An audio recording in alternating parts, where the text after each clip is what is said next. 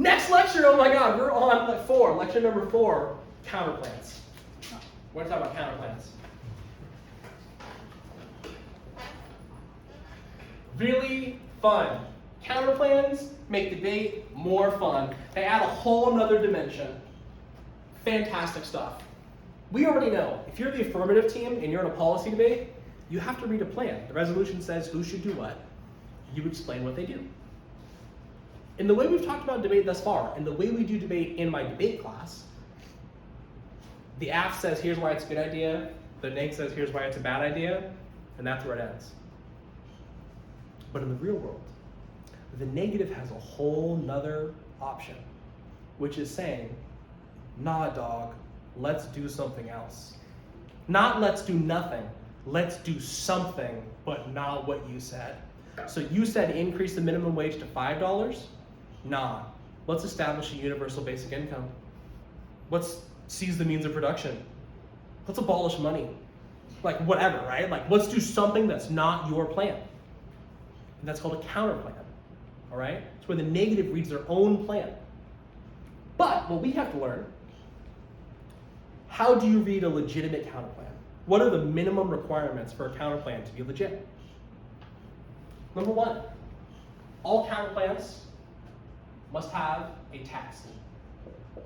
Which means, in the same way you have to write the words of your plan, like you have to say exactly we're going to increase the minimum wage to $5, $7, whatever, counterplan also has to meet that standard. You need a text that you could literally hand to the other person so that they can hold you to that for the rest of the debate. That's what you're defending. That can be text.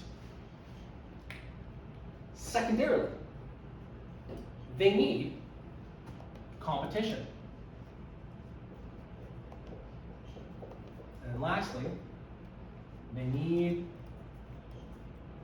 theoretical legitimacy. Well, that's what I mean. Competition. Competition on counterplans is what makes them interesting and exciting. To win your counterplan, you have to prove, number 1, that it is better than doing the plan. Right? Because otherwise, why would we do your counterplan if it's not as good as doing the plan? If it's not at least better, why would we prefer it? But number 2, you have to prove it is better than doing both. Or that doing both is impossible. So let me write up an example on the board really quickly. Their plan is increase minimum wage to $10. Your counterplan, your CP, is increase minimum wage to $7. So we have to ask ourselves a question. Can we do both of those at the same time? No. Why not?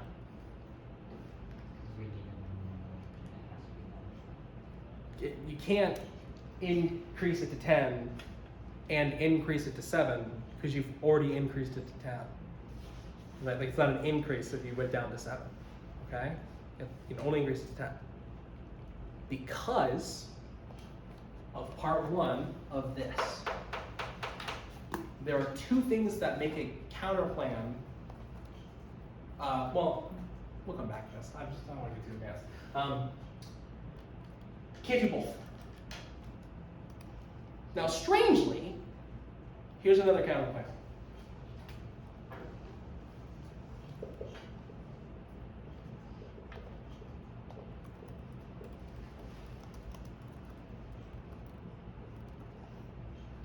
Increasing minimum wage to $15.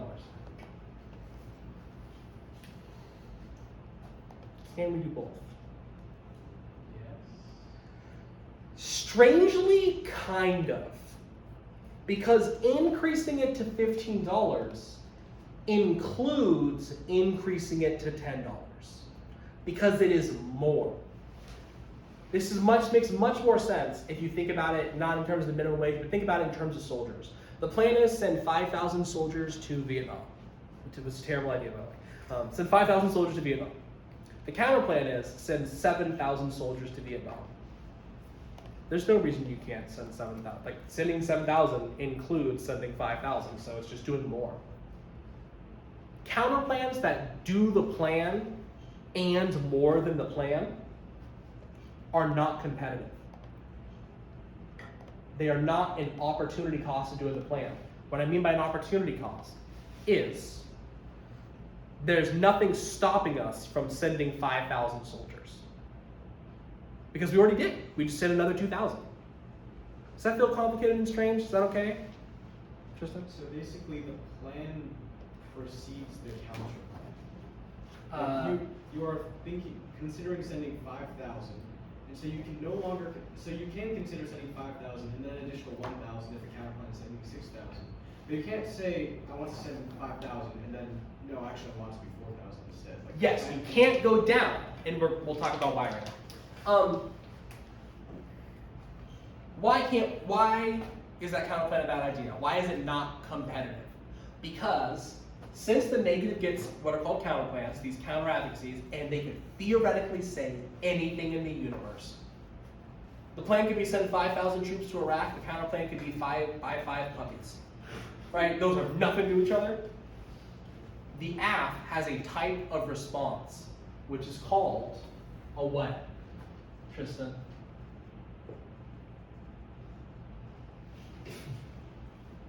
I just went back to my work. What was You're dead to me. You're dead to me. It's a permutation. A permutation is where the AF argues there is no opportunity cost to the counterplan. We can do both. We can do both, and there's no disadvantage to doing it. There's no reason we can't do both at the same time, and doing both at the same time doesn't make things any better or any worse. Okay? So you can't do this and this, because you can't have a $10 minimum wage and a $7 minimum wage. But you can do this and this, because just doing this includes this. And there's a reason for that. The term, this theoretical legitimacy thing, is there are two things that make this illegitimate and cheating, basically, which are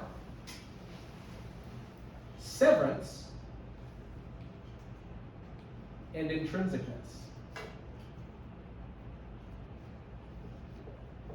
What is severance? Severance is not a rule, but it's basically a rule that all your judges will know. Severance says once the affirmative team reads their plan, they cannot change it. They cannot remove it from the debate. They cannot sever from their plan. So the second you said increase minimum wage to $10, we must increase the minimum wage to $10 at some point. Can't do that if we do $7. Can do that if we do 15, because on the way to 15 includes 10. Right? Can do that if it's 5,000 troops and 7,000 troops, because there's no opportunity cost. That's not severance. Intrinsicness says the affirmative cannot add things to the plan that were not a part of the counter plan or the original plan. What? Here's the easiest thing in the world for you. Here's the plan. We are going to get an aardvark, a bull, and a cat at the pet store. That's the plan. Here's their counter plan. Get a fish. Question 1. Can the affirmative perm this? Can they read a permutation and say do both? Yes. Can you get an aardvark, bull, cat, and a fish? Yes. Yes. It's totally possible. Okay? Because that is what we call plan plus. It's just the plan and something else. That's the reason all those other ones, 5,000 becomes 7,000, 10 becomes 15. That's why those apply. You're just doing the plan and more. How about this one? Their counter plan now is get a bull and get a cat. Can you get an aardvark, bull, and cat, and also only get a bull and a cat? No. What would the affirmative have to do this? They would have to sever getting an aardvark. They'd have to cheat by saying, actually, that thing we said we're going to do, we're not going to do it anymore. Last one. The counterplan is still this. Counterplan is get a fish. And the app says, great, I've got a great permutation. We are going to get an aardvark,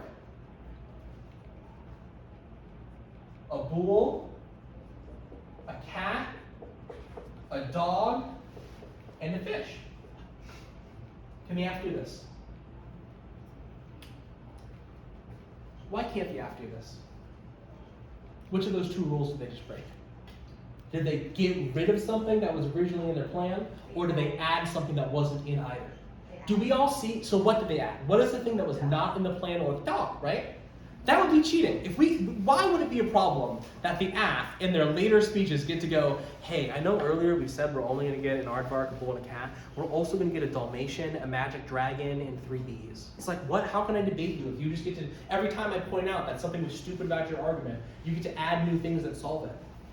Or similarly, how can I win the debate if I point out that getting an aardvark is an incredibly dumb pet, getting a bull is an incredibly dumb pet, and then you come up and say, great, now we're only going to get a cat?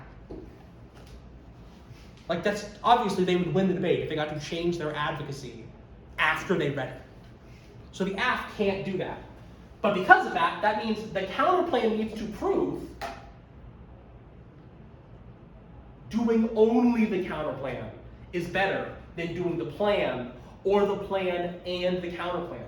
Because if you can do both, there's no reason not to do both, unless there's some disadvantage to it. Okay? So there are competition. There are 2 kinds of competition.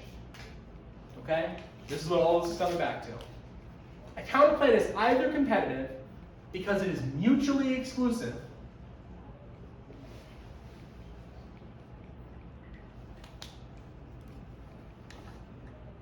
or demonstrates an opportunity cost.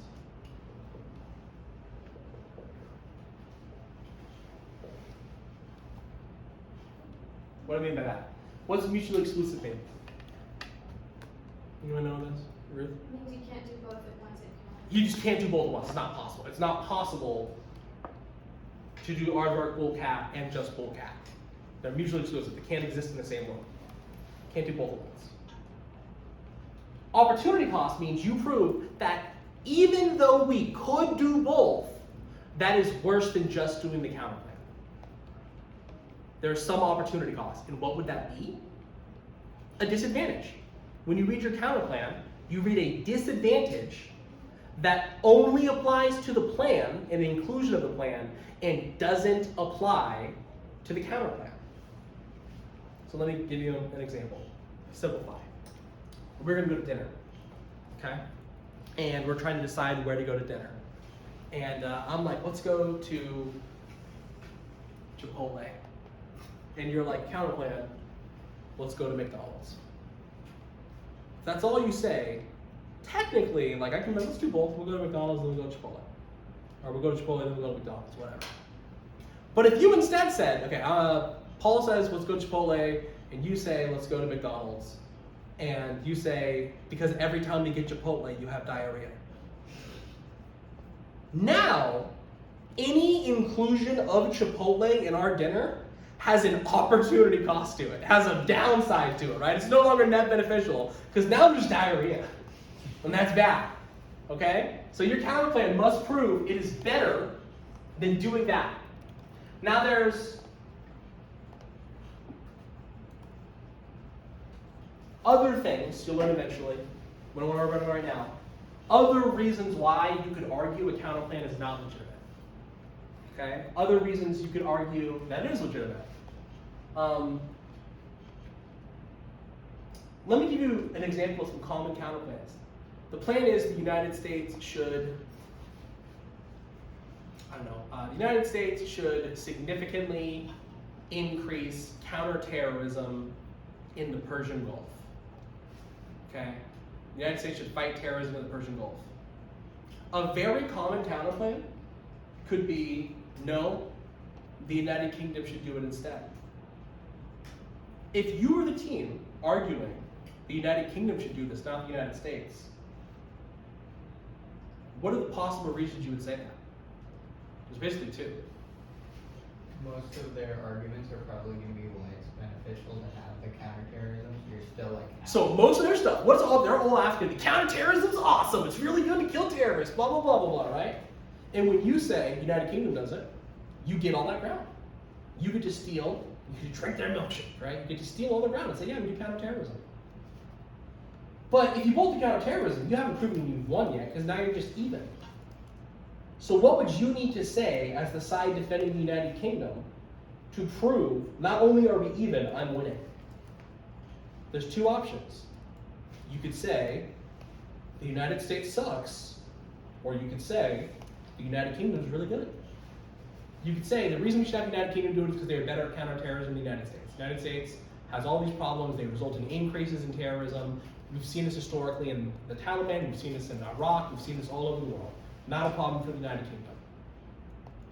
Now, obviously, they're going to try to argue that the United States is better. But the bottom line is, you can do the exact same thing with different actors doing it if you want. Or you can have the same actor do a different thing. We're not going to do counterterrorism. We're just going to nuke them. Right? And then your arguments aren't going to be about the same thing. I mean, sure, you get rid of terrorism, kind of. It's just a very different way. But there's downsides to that. There's benefits to that. Why do I tell you about counterplans? It's possible you'll run into a team that reads a counterplan. And you're going to be like, oh, God, I have no idea what I'm supposed to do. So now that we know how to read a counterplan, which is read a text, explain why it competes, why it's legitimate, the question is, how do you answer a counterplan? And there's kind of a tried and true formula here. Number one, you read a permutation. You explain how we can do both. Now, importantly, a legitimate permutation just has to include 100% of the plan and any percent of the counterplan. So earlier we said you can do aardvark, bull, cat, fish. I mean, let's just add dog here. Dog, right? You can do those 5. But if you think dogs are bad, if you have arguments about why getting a dog is bad, you could just steal this instead. You could say, just do these 4. And then read arguments about why dogs are stupid. Or you could do the opposite. You could steal dog and say fish are stupid. Or you can steal both. All of those are legitimate because they include 100% of the plan and some percent of the counterplan. So you read a permutation.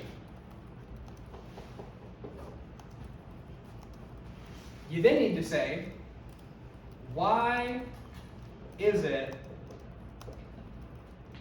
net beneficial? Which is to say, why is doing both or some combination of them better than just doing the counterplan?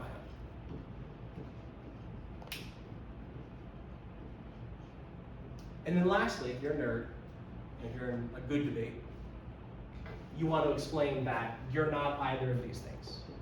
That your permutation does not include severance, does not include intrinsic, you're not cheating. But that doesn't come up very often in class. Okay. We're about to stop here. We've set the table. Okay? You now know how to write arguments in general, in fact debate, value debate, and policy debate. You know the names of those positions, you know roughly their structures. You also know that in a policy style debate, the negative could read a counterplan. And you also know that the affirmative can respond to it by trying to steal it or some part of it, but there's limits to that.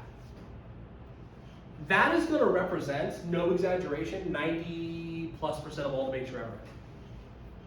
Like if that's all you know, you could you couldn't quite win nationals, but you could get pretty deep, right? Like you could almost win the national championship with just that information. There is one last thing we will briefly talk about next time. I don't want to keep bringing longer today. There's one last thing we'll talk about next time, which is called topicality.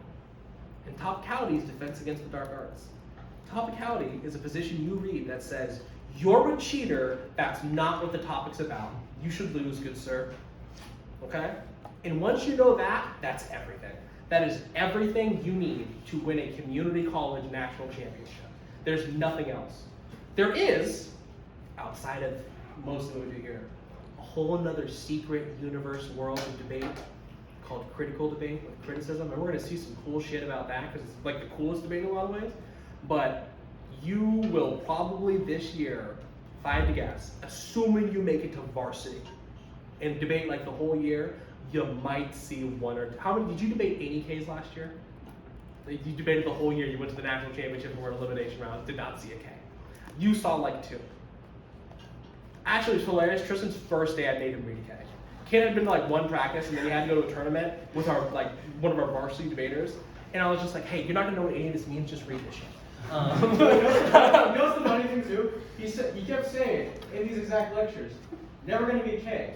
Guess what? First tournament, there were 3 Ks. There was only 1 round. None of you were in varsity though. He had to just jump in the pond. Okay, folks, go ahead and hit the video.